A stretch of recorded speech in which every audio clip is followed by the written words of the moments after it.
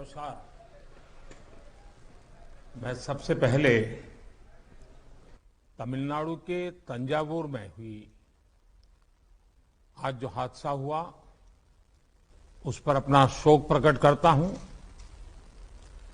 जिन नागरिकों की मृत्यु हुई है उनके परिवारों के साथ मेरी संवेदनाएं हैं। पीड़ित परिवारों की आर्थिक मदद भी की जा रही है। साथियों, बीते 2 वर्षों में कोरोना को लेकर ये हमारी 24वीं मीटिंग है। कोरोना काल में जिस तरह केंद्र और राज्यों ने मिलकर काम किया, उसने कोरोना के खिलाफ देश की लड़ाई में अहम भूमिका निभाई है। मैं सभी मुख्यमंत्रियों, राज्य सरकारों और अधिकारियों के साथ सभी कोरोना वॉरियर्स की प्रशंसा करता हूं। साथियों, कुछ राज्यों में से कोरोना के फिर से बढ़ते केसेस को लेकर हेल्थ सेक्रेटरी ने अभी हमारे सामने विस्तार में जानकारी रखी है। आदरणीय गृहमंत्री जी ने भी कई महत्वपूर्ण आयामों को हमारे सामने रखा है। साथ ही आप में से कई मुख्यमंत्री साथियों ने भी कई जरूरी बिंदुओं को सबके सामने प्रस्तुत किया है। ये स्पष्ट है कि कोरोना की चुनौती अभी पूरी तरह से टली नहीं है। ओमिक्रॉन और उसके सब वेरिएंट्स किस तरह गंभीर परिस्थिति पैदा कर सकते हैं, ये यूरोप के देशों में हम देख रहे हैं। पिछले कुछ महीनों में कुछ देशों में इन सब वेरिएंट्स की वजह से कई सर्ज आए हैं। हम भारतवासियों ने कई देशों की तुलना में अपने देश में हालात को काफी बेहतर और नियंत्रण में रखा है। इन सब के बावजूद पिछले 2 हफ्तों से जिस तरह से कुछ राज्यों में केसेस बढ़ रहे हैं, उससे हमें अलर्ट रहने की जरूरत है। हमारे पास कुछ महीने पहले जो लहर आई, उस लहर ने हमने उसमें से बहुत कुछ सीखा भी है। सभी देशवासी ओमिक्रॉन लहर से सफलतापूर्वक निपटे, बिना पैनिक किए देशवासियों ने मुकाबला भी किया। साथियों, 2 साल के भीतर देश ने हेल्थ इंफ्रास्ट्रक्चर से लेकर ऑक्सीजन सप्लाई तक कोरोना से जुड़े हर पक्ष में जो भी आवश्यक है वहां मजबूती देने का काम किया है। तीसरी लहर में किसी भी राज्य से स्थितियां अनियंत्रित होने की खबर नहीं आई। इसको हमारे कोविड वैक्सीनेशन अभियान से भी काफी मदद मिली। देश के हर राज्य में, हर जिले में, हर क्षेत्र में, चाहे वहां की भौगोलिक परिस्थितियां कैसी भी रही हो, वैक्सीन जन जन तक पहुंची है। प्रत्येक भारतीय के लिए ये गौरव की बात है कि आज भारत की 96% वयस्क आबादी को कोरोना वैक्सीन की पहली डोज लग चुकी है। 15 साल के ऊपर उम्र के करीब 85% नागरिकों को दूसरी डोज भी लग चुकी है। साथियों, आप भी समझते हैं और दुनिया के ज्यादातर एक्सपर्ट्स का निष्कर्ष यही है कि कोरोना से बचाव के लिए वैक्सीन सबसे बड़ा कवच है। हमारे देश में लंबे समय बाद स्कूल्स खुले हैं, क्लासेस शुरू हुई है। ऐसे में कोरोना केसेस के बढ़ने से कहीं ना कहीं पेरेंट्स के लिए चिंता बढ़ रही है।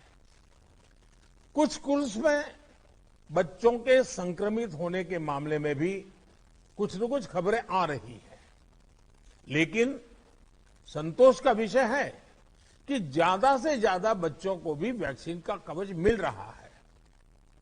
मार्च में हमने 12 से 14 साल के बच्चों के लिए वैक्सीनेशन शुरू कर दिया था। अभी कल ही 6 से 12 साल के बच्चों के लिए भी कोवैक्सीन टीका की परमिशन मिल गई है। सभी एलिजिबल बच्चों का जल्द से जल्द टीकाकरण यह हमारी प्राथमिकता है। इसके लिए पहले की तरह स्कूलों में विशेष अभियान भी चलाने की जरूरत होगी। टीचर्स और माता पिता इसे लेकर जागरूक रहें, हमें ये भी सुनिश्चित करना होगा। वैक्सीन सुरक्षा कवच की मजबूती के लिए देश में सभी वयस्कों के लिए प्रिकॉशन डोज भी उपलब्ध हैं। टीचर्स, पेरेंट्स और बाकी एलिजिबल लोग भी प्रिकॉशन डोज ले सकते हैं। इस तरह भी हमें उन्हें जागरूक करते रहना होगा। साथियों, तीसरी लहर के दौरान हमने हर दिन 3 लाख से ज्यादा केसेस देखे हैं। हमारे सभी राज्यों ने इन केसेस को हैंडल भी किया और बाकी सामाजिक आर्थिक गतिविधियों को भी गति दी। यही बैलेंस आगे भी हमारी स्ट्रेटेजी का हिस्सा रहना चाहिए। हमारे साइंटिस्ट और एक्सपर्ट्स नेशनल और ग्लोबल सिचुएशन को लगातार मॉनिटर कर रहे हैं।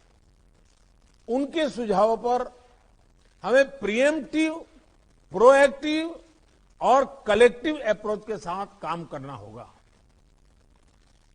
इन्फेक्शंस को शुरुआत में ही रोकना हमारी प्राथमिकता पहले भी थी और अब भी यही रहनी चाहिए। आप सबने भी जिस बात का उल्लेख किया, टेस्ट, ट्रैक और ट्रीट की हमारी स्ट्रेटेजी को भी हमें उतने ही प्रभावी तौर पर लागू करना है। आज कोरोना की जो स्थिति है उसमें ये जरूरी है कि अस्पतालों में भर्ती मरीजों में जो हमारे गंभीर इन्फ्लुएंजा के केसेस हैं उनका 100% आरटी-पीसीआर टेस्ट हो। इसमें जो भी पॉजिटिव आते हैं उनका सैंपल जीनोम सीक्वेंसिंग के लिए जरूर भेजें। इससे हम वेरिएंट की समय समय पर पहचान कर पाएंगे। साथियों, हमें सार्वजनिक स्थानों पर कोविड एप्रोप्रिएट बिहेवियर को प्रमोट करना है।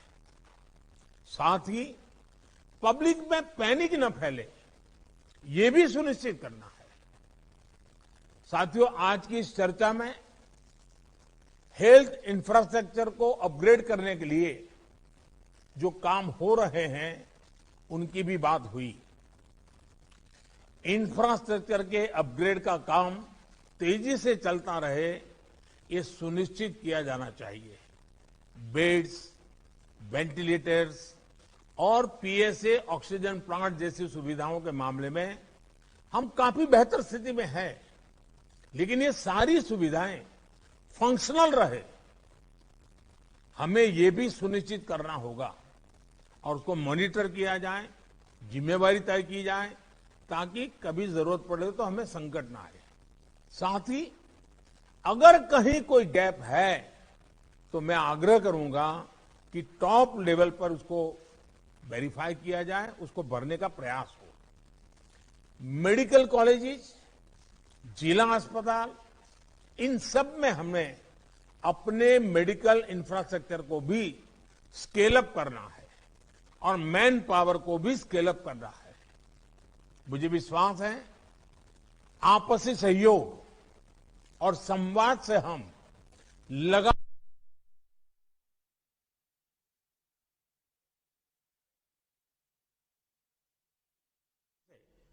कोरोना के खिलाफ लड़ाई लड़ते भी रहेंगे और रास्ते भी निकालते रहेंगे। साथियों, कोऑपरेटिव फेडरलिज्म की जिस भावना को संविधान में व्यक्त किया गया है, उस पर चलते हुए भारत ने कोरोना के खिलाफ मजबूती से ये लंबी लड़ाई लड़ी है। वैश्विक परिस्थितियों की वजह से, बाहरी कारकों की वजह से देश की आंतरिक परिस्थितियों पर जो प्रभाव होता है, केंद्र और राज्यों ने मिलकर उसका मुकाबला किया भी है और आगे भी करना ही होगा। केंद्र और राज्यों के साझा प्रयासों से ही आज देश में बड़े स्तर पर हेल्थ इंफ्रास्ट्रक्चर में सुधार हो पाया है। लेकिन साथियों, आज इस चर्चा में मैं एक और पक्ष का जिक्र करना चाहता हूं। आज की वैश्विक परिस्थितियों में भारत की अर्थव्यवस्था की मजबूती के लिए आर्थिक निर्णयों में केंद्र और राज्य सरकारों का तालमेल, उनके बीच सामंजस्य पहले से अधिक आवश्यक है।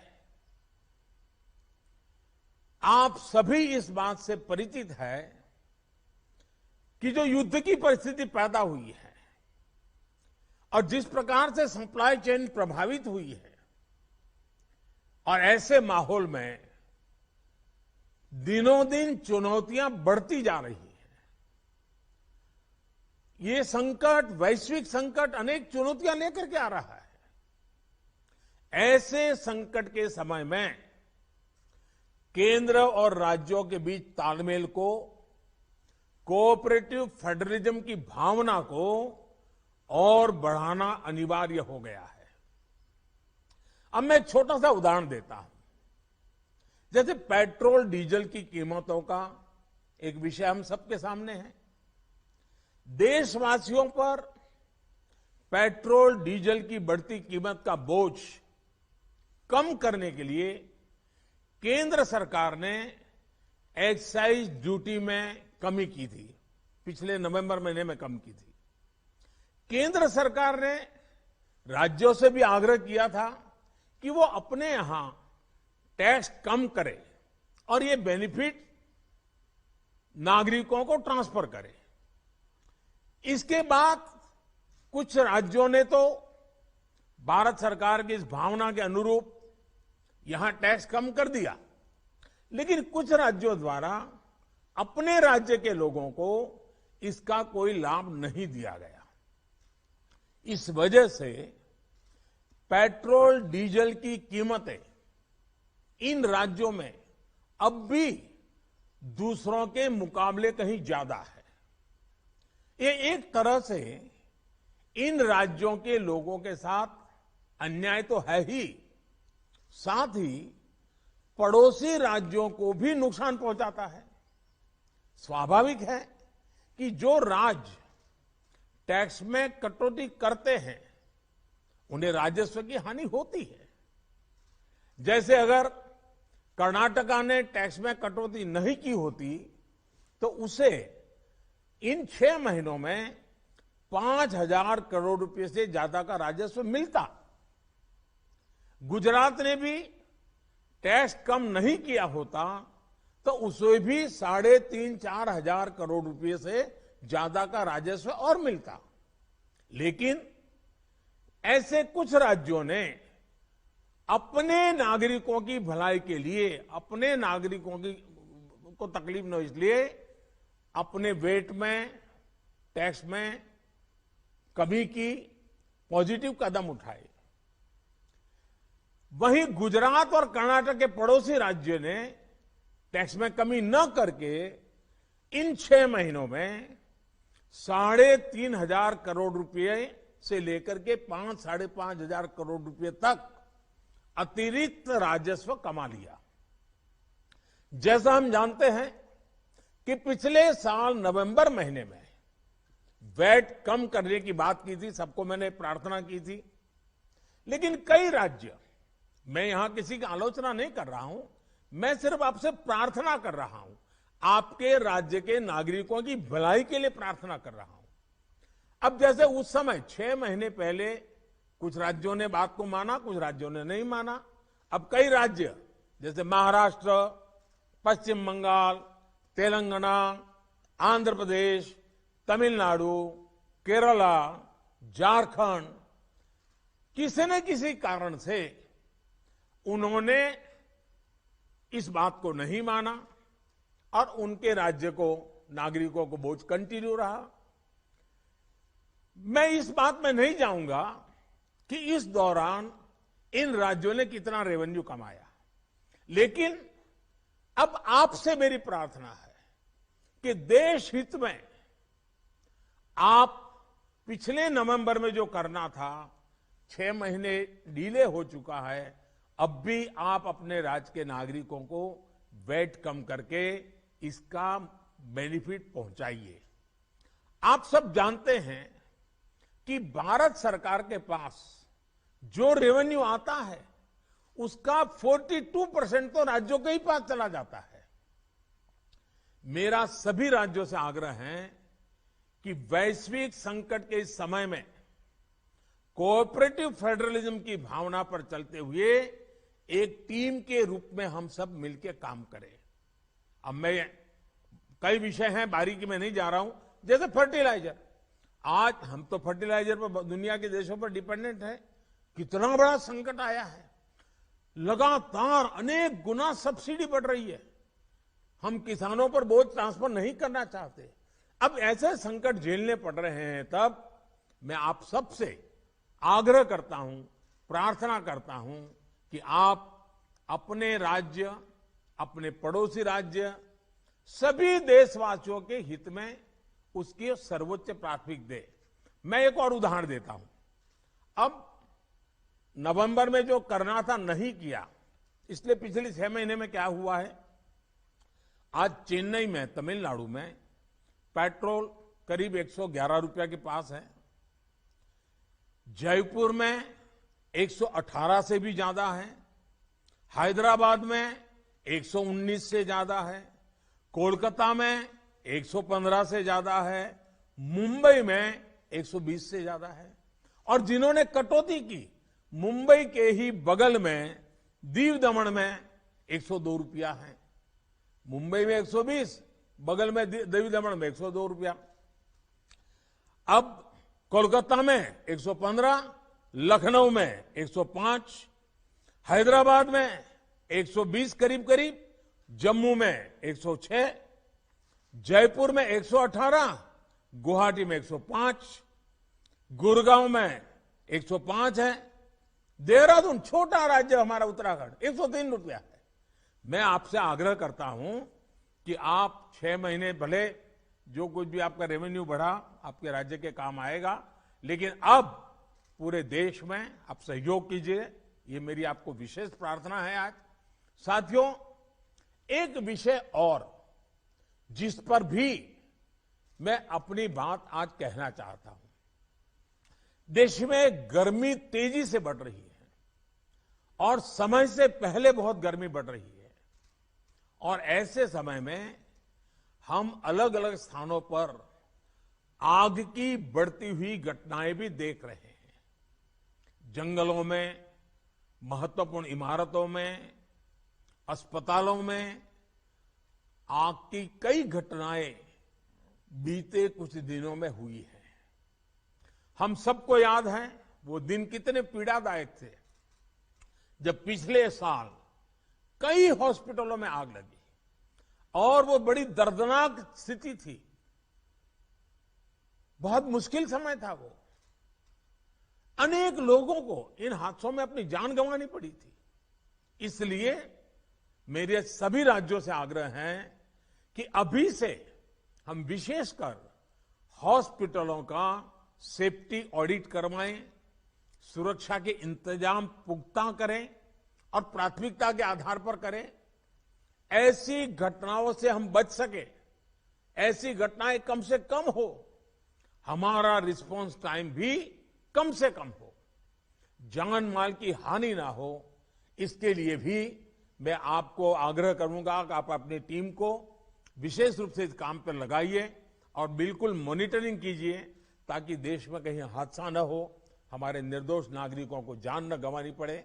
साथियों, आप सभी ने समय निकाला, इसके लिए मैं एक बार फिर आप सबका आभार व्यक्त करता हूं और हमेशा मैं आपके लिए उपलब्ध रहता हूं।